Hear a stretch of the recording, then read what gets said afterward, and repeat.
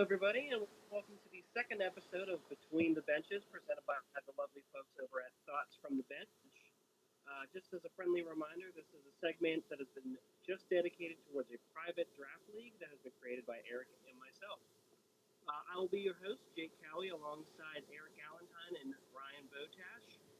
This week for you, we're going to talk about our most recent set of games, as well as taking a look into our MVP and most valuable goalie races, and then some general discussion on things we think are going well, and then maybe we'll reveal our players of the week and our goalies of the week for the last 2 weeks. So, with that, guys, we want to get into our set of games. Yeah, let's get going. We had a ton of games this weekend, so Yeah, we have 4 games to talk about. One not so exciting, or at least for one team, and then 3 I would say would probably be some of our best games of the year. Some big contacts, some really good defensive plays, and some late minute heroics. So we'll start with the first one. We'll get the ugly one out of the way. That was the Neville Islanders with the Brutang clan, and this one was Brutang early and often, unfortunately. The Islanders with another short bench, unexpectedly so. I mean, Brutang came out, scored 4 in the first, 4 in the second, 3 in the third. Outshot the Islanders 66 to 28. 66. 66 to 28. Wow, I feel bad. I feel bad for that goalie. He's doing just fine though. I mean, certainly leading the way though. I mean, quite the quite the numbers put up by lots of Brutang clan players. Christian Etter with 4 goals. Luke Vogel adding 5 helpers. So maybe a little bit of stat padding there, trying to increase their chances for MVP. But if the goals are there, they're going to take them. So not much to cover in that one. Certainly not much to speak about from the Islanders, at least from the Islanders goalie. I don't think he has a whole lot to comment about that game. So we'll move on to what I would say probably the most exciting game of the season, featuring you two guys right here. Bush League versus the Full Sendies. That was our second game of the weekend, and we had some pretty exciting moments in that one. We had the largest comeback in NDL history. Eric, a big part of that. Bo, also a big part of that one. I was there. I wouldn't say a big part of it, but You were out I was out there. Everybody was needed. Oh, definitely. Bench. I'm sure we could have used some bodies. Yeah. But that one was fun to watch, fun to see. I know you guys kind of traded goals in the first, and then it seemed like Ty and his team kind of dominated the second, and I think they ended up with about a 7-3 lead. I think is where we ended up in the second, and then the Full Sendies with 4 unanswered in the third to tie the game up, completing the biggest comeback we've ever seen, and force our second overtime game. Yeah, Yeah, it was. Was it first shootout or did the other one? No, yeah, first shootout. Yeah, they also featured our first shootout, so that was good to see. I wish we had some highlights of that one. We won't go into why we don't have highlights of that one. Too soon. Saved some goalies early on in the shootout, but eventually I believe it was I have Justin Garisick. He was the one who eventually scored the third and final shot for the Full Sendies to give them our first shootout winner. Is that correct? I think it was Justin. Yeah, it was Justin. I was right. I was next to shoot, so I was hoping he scored. I didn't want that pressure on me. Yeah, he pushed it a little too far. But yeah, during that game, it was just early on, close game. Middle of it, we fell apart. I was out there like we should just forfeit this game basically. I was thinking about should we just pack it in and quit. Yeah. Yeah, obviously, because you could have saved some in the tank. It looks like you guys may have needed some for that third game, but yeah. No, I mean a win's a win. They don't ask how. They ask how many. So and yeah, and taking a look at the shootout, Tyler Boyd had the puck on his stick. Christian played some Lizzo right before the shot. Got him completely off his game. Yeah. Missed the shot. Definitely some mind games there. Yeah. Would probably throw Tyler off, frustrate him a little bit, maybe. So maybe that had some play to it. We'll have to look into if Brandon was paid off by anybody to specifically play some Lizzo to throw him off. But we'll come back with that investigation here after the week. Yeah, there's one thing Christian's good at is getting somebody. Oh, for sure. Yeah. That's Good to have him on the team. that is what he does best. Which we might be seeing a lot more of that. The rest of the season. We'll get to that later.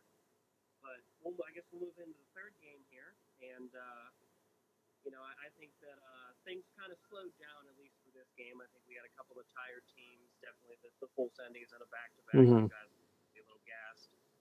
I think us Neville Islanders here, we had the break. We got some fresh legs, some subs who showed up for the second game.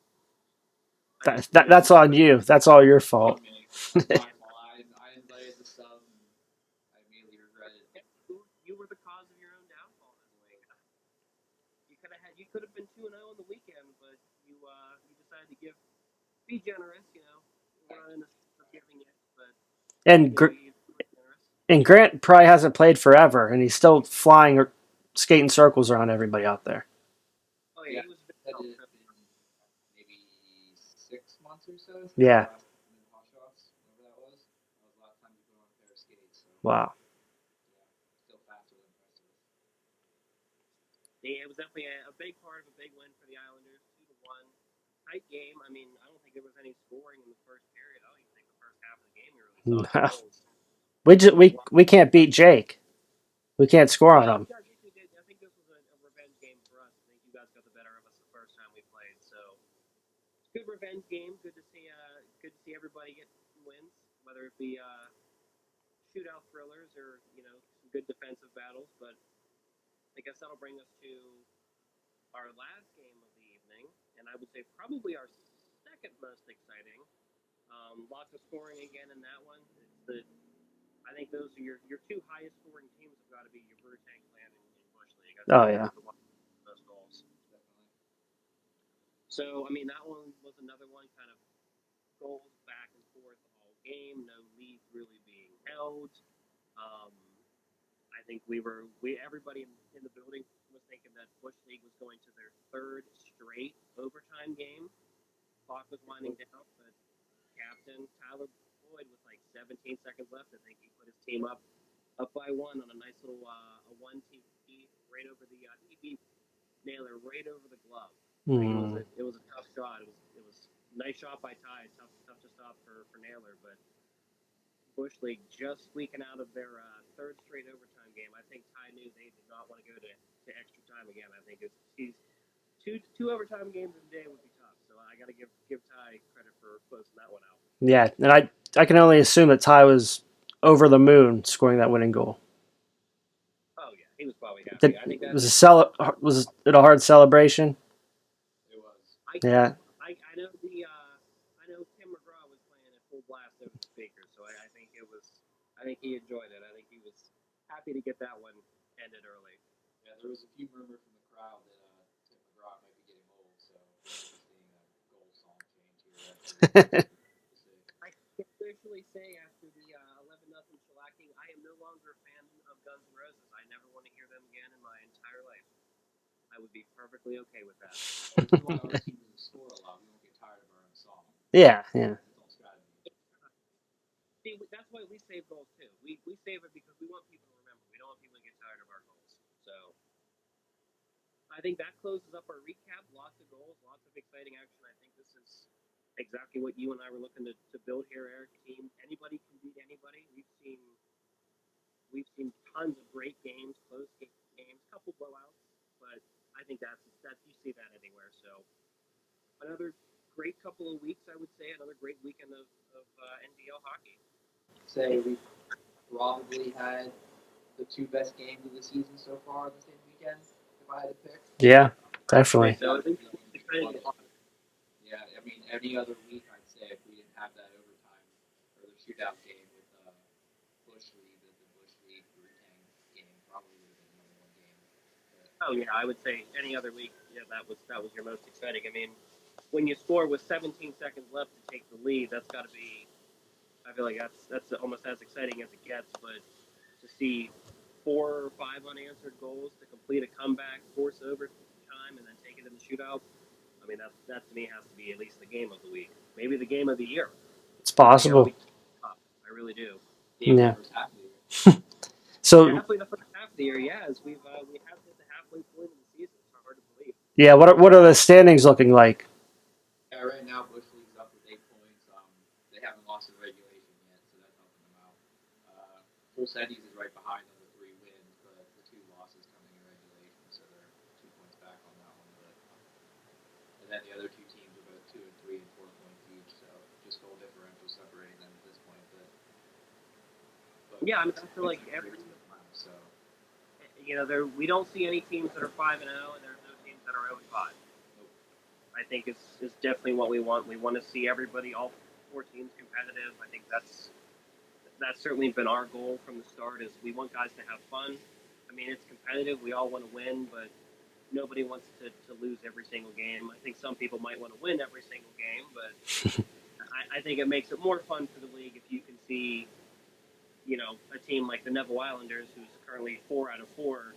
One of our 2 victories is against the Bush League, who is number 1. So it's good to see that anybody can beat anybody on any week. So I think we have a pretty good talent distribution, and I think we're going to have a lot of fun games remaining here coming down the stretch. So I think concluding our recap here, do we want to move towards our players of the week for weeks 4 and 5, or do we want to move to our MVP and let's do players of the week first. we can do players of the week.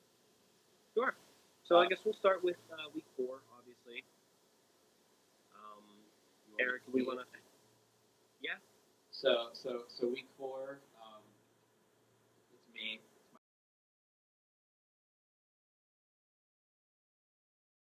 That had myself. Of course. There was a bunch of guys since that win was kind of a blowout stat padding type victory. We don't want the award to just kind of be who scored the most points every single week. So since I had 2 goals, 2 assists in that comeback when we were down by 5 and came back and won overtime, we decided to give it to me that week. And then for week 4, goalie of the week was I believe Austin.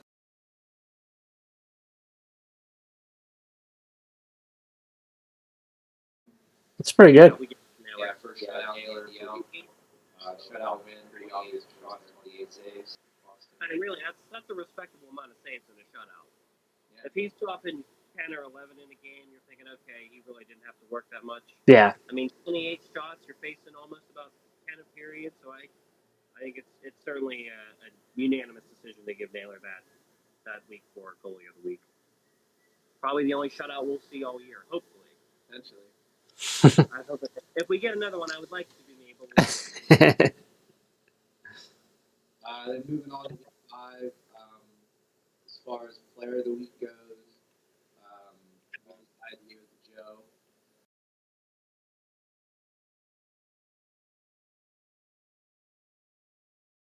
He ended up with 2 goals and 3 assists with 5 points. Okay. 6 goals, and he factored in 5 or 6 goals. 5-point week. 5-point week is a 5-point week. So yeah, you're accounting for 83% of your team scoring. I got to say that's Grandpa Joe's carrying the team for week 5. Maybe not to a victory, but certainly definitely carrying him with that fresh haircut too. Definitely earned the AARP Player of the Week there, Grandpa Joe. Gotta love to see it. Which put him, I think, at the top of the our scorings for our league leader. Oh man. We'll talk about that in a second if you want, but he definitely skyrocketed after this weekend. Yeah, huge weekend for Joe. Love to see it. And then for week 5 goalie of the week, this one kind of pains me because it was against our team. We went with Jake.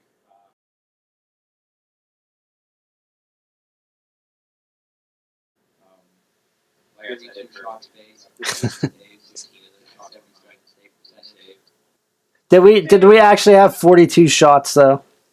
Yeah. It didn't seem like it. I was determined. I was hoping to stop 42 of 42 and get our second shutout. But yeah, it was a good bounce back game, I think, for everybody. While it was 42 shots, I think my team did a really good job of controlling where those shots were from, outside, top of the circles. So, it was a decent workload, but I think it was certainly better than a 66 shot performance that we faced before. So I think big big improvement from the team, but I'm glad that you take another goalie of the week. Yeah, and the lone goal was just a pass I threw in front of Tyler Russell. He just said he closed his eyes and deflected. So that's usually how it goes. not any actual shots. So just kind of a freak I deflection. because I think after seeing the puck go behind me, I looked back at Russell and his eyes were still closed. So I think it was certainly a in the dark. I think for his first goal of the year, right? So Yeah. for that, And I was gonna say Foringer's not here tonight because he was actually scared to be on an episode with you because you and him kind of got into it a little bit out there during the game. Gave him a bear hug. Yeah. I want to know he's standing in my crease. That's my area. He knows. That's a dirty area. You're gonna get it from me for sure. Yeah, and Tyler's goal so Really, far. I'll say I just let him have that one for an early wedding gift. There you go. His first goal so far is making Foreigner's trade not look as bad as everybody initially thought it might be. He traded, I think it was Alex, right? Who was Yeah. What was Alex, like a 6th round pick, 5th round pick, something like that for Tyler, who ended up being the last skater taken. They're currently tied in points right now with 2 each, so kind of a wash for the trade. So Paying off, at least for now. To complete the friends team, you gotta just be the full friendies. They should be the full friendies. I like that. We won't be the full friendies until we can get Palumbo there. So hopefully next game. That's true. But we won't get our hopes up. We did get word from our sources last night. We were supposed to attend the Quinn 92 concert that got canceled. He did confirm he will be there for the 10th for both games. So Okay. we will see an NDL debut, albeit in Game 6, but love to see it for anybody. So we'll be looking forward to it, getting everybody involved. Yep, he'll be the last one that hasn't made their debut yet. Yeah, I can't think of anybody else who we haven't seen. I think everybody has at least dressed up for one. Yeah, Nick Torres was the only other one who played last Oh year. yeah. So Palumbo's the remaining one. And speaking of debuts, wasn't there a free agent signing? There was a free agent pickup. As earlier mentioned, the Neville Islanders have been playing most of this season with a short bench, with some attendance issues. So we made some phone calls, we made some deals, we searched the market, and we were able to acquire Christian Ricketts for the remainder of the season. We're happy to bring Christian on board. Definitely add some much needed depth. So hoping to have much fresher legs here down the rest of the stretch. Yeah, taking away one of the more reliable subs as well. So that kind of hurts the other teams you picking him up full time. I know he subs for Pretty much everybody. so far, if not all 3. Yeah. For sure. He finally realized I think it made more financial sense to just sign up for the rest of the season instead of subbing. So Yeah. Smart on him, smart on us for making that big season acquisition that might put us over the top, or gives us a good push down the last 5 games. Yeah, and if it takes away a good sub for goalie as well. Yeah, I was gonna say if you need a break here or there, you got a goalie, backup goalie. And, as we'll have goalie, we can't get Christian any longer. Another utility player, utility nice, but like yourself there, though, you can play all 5 spots on the rink if you need to. So I think that's a really smart signing for us. I like what it does to the team. Yeah, some call him the Shohei Ohtani of inline hockey. So. Oh yeah, I would agree with that. I would definitely agree. So that would probably move us now into our MVPs, MVG races. See where we think that lies. I know it's easy to just kind of look at our league leaders and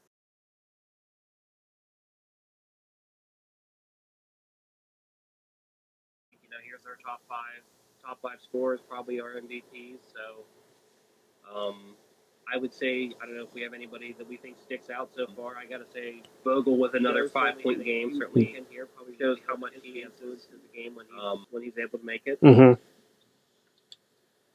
So I don't know. What do you guys think? Where do you think we are halfway through the season? Yeah, I mean, right now it's hard to go against Luke Vogel. The first week of the season he played, I think they put up, how many goals was I think he had four goals the first week. He had 4 himself. The team scored 8. After that, the doubleheader weekend that he didn't make in 2 games, they only scored 3 goals as a team in 2 games. And then he came back this week and they put up, 16 in 2 games. So Yeah, we see. Looks like he's registered 13 points, and I think he would have played 3 games. 3 games, yeah. So, a little over 4 points a game. I'm sure anybody would take that. We see the same thing with Ty leading the way. I think he has 13 and 5. Joe has 14 and 5. Eric, you're up there, 11.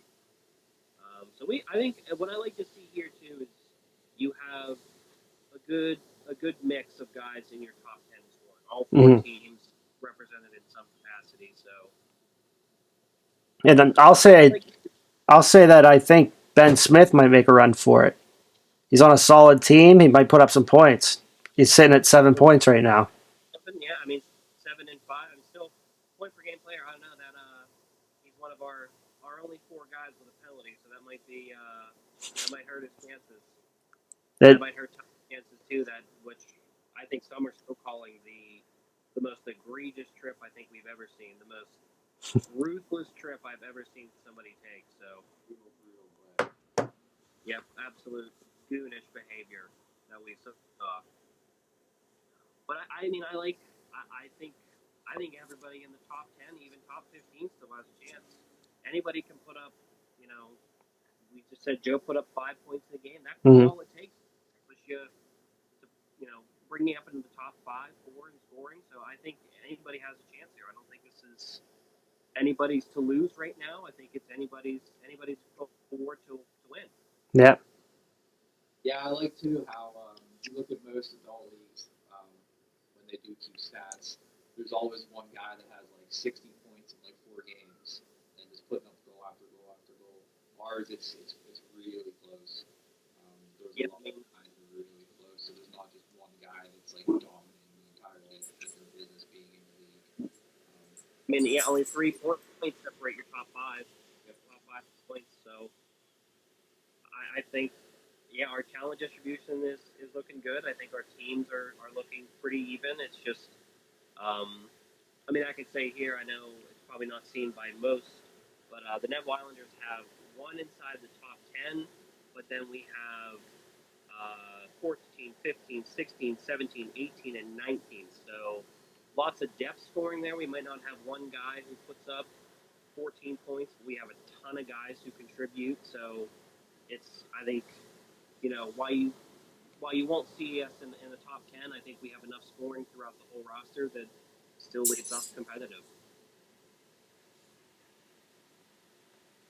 I guess we can move into the goalie race right now. I think it's also very close.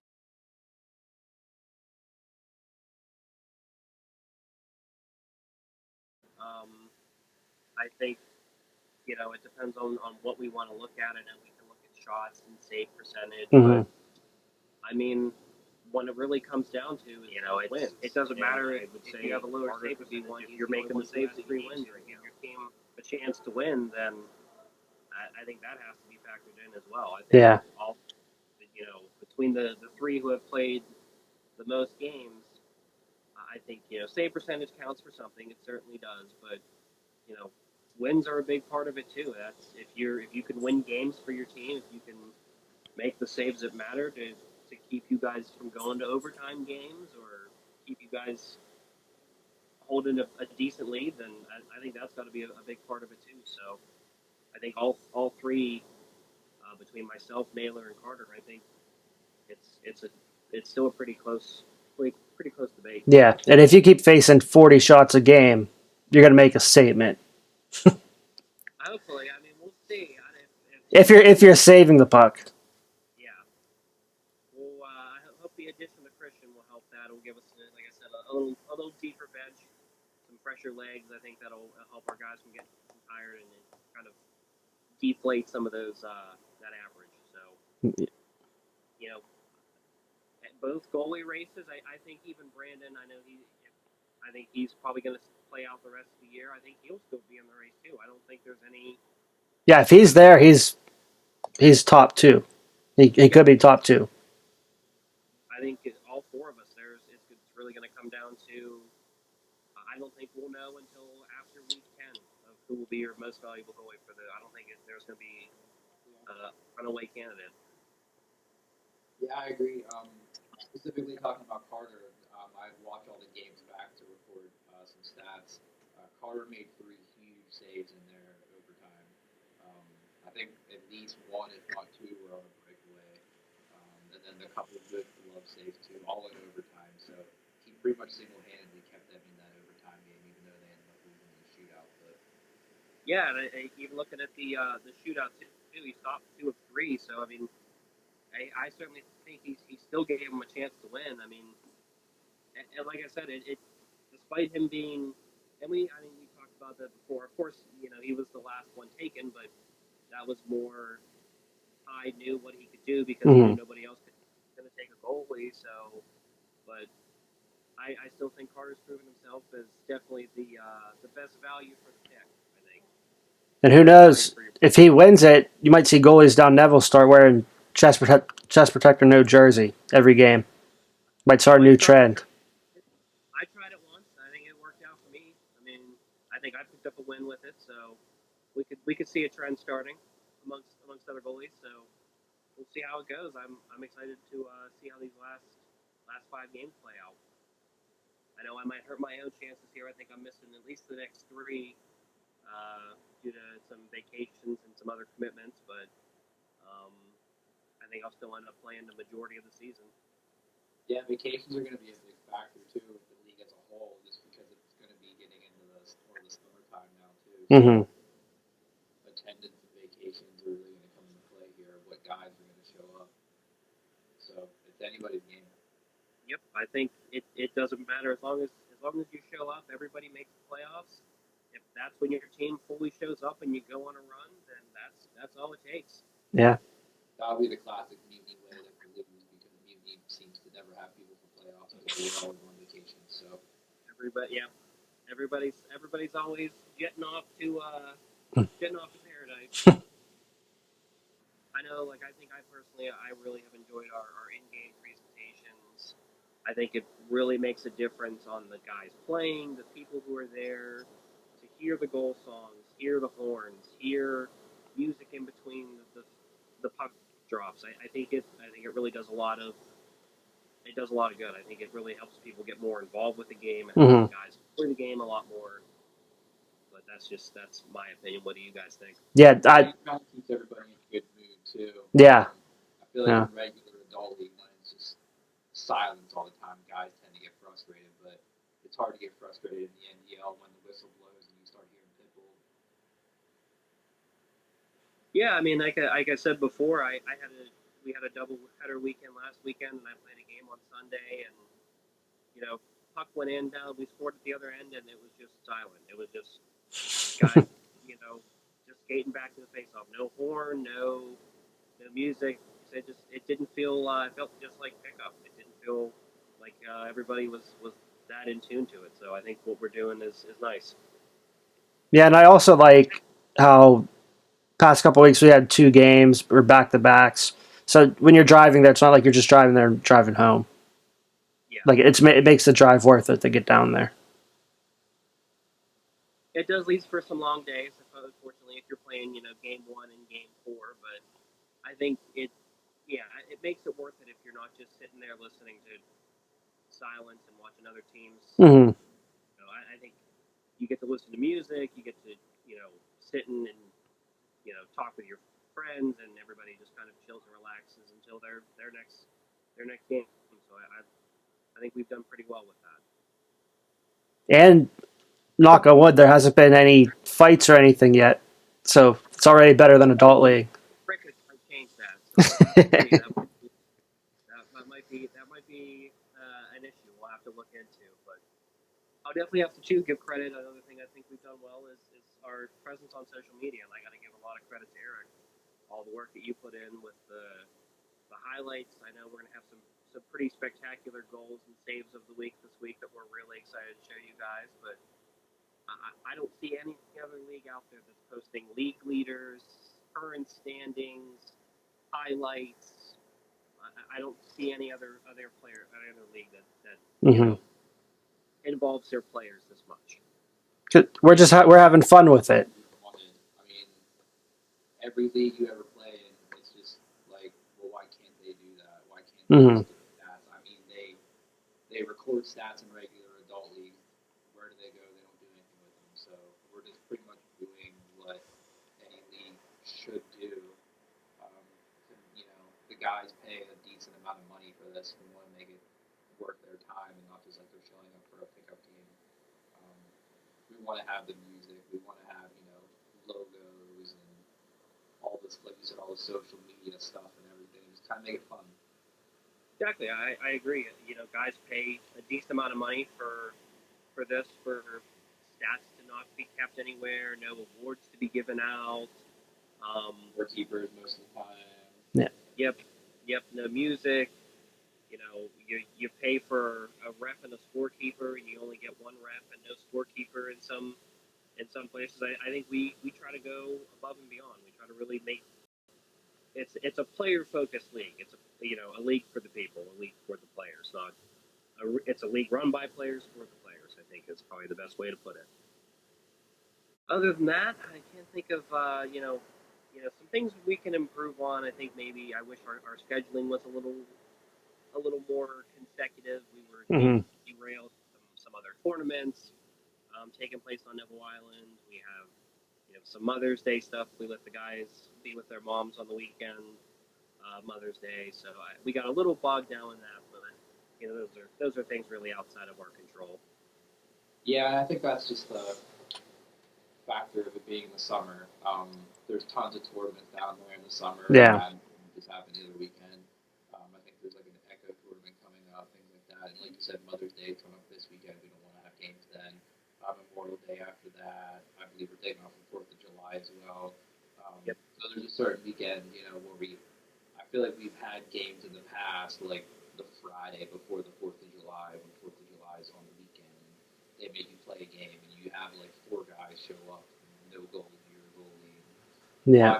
So I think in the fall we'll be able to get a more consistent schedule, hopefully. I know we're going to be looking into that soon, so hopefully we should have some more info on that shortly. Yeah, definitely. You guys or anybody who's playing, keep your ear out. I think we'll be looking to get some interest, get some feedback for setting this up for next season. We don't want this to be a one and done. We want this to take over. We want a lot of interest. So be on the lookout if you're interested in joining. Feel free to contact Eric and I. Facebook or Instagram, NDL Hockey. We'll look forward to seeing you, and hopefully you guys are a part of helping us grow. Well, with that, I think we were about ready to wrap it up for the week. Yeah. Yep. I think we covered everything. I think so. I think good discussion, good recap of everything we've seen this weekend. A good look ahead of some MVP races and how the standings could shake out. I think we got 5 exciting games so far, or 5 exciting weeks done. I think we have at least 5 exciting ones left. So best of luck to everybody. We appreciate you guys tuning in and listening to our little spiel here about our little league. So we thank you guys, and hopefully we'll be hearing from you again soon.